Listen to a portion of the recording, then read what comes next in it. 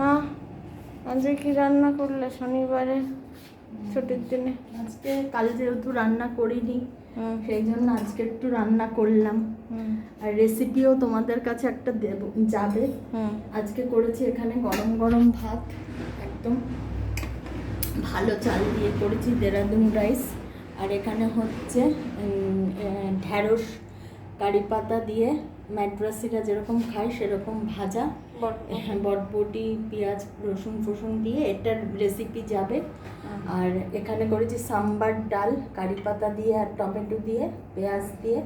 আর এখানে করেছি চিকেন ভাজা, একদম সস মাখিয়ে রেখে দিয়েছিলাম, রসুন আর আদা বাটা দিয়ে চিকেনের ভাজা করেছি। আর এখানে করেছি একটু চিকেনের ঝোল, ঝোল কম দিয়েছি কিন্তু তাও একটু ঝোলঝোলই করেছি, কষা তো সবসময় করি। আর এখানে রয়েছে স্যালাড, শসা, আর এখানে হচ্ছে টক দই, ঘরে পাতি আমি টক দই। এই হলো আজকের মেনু।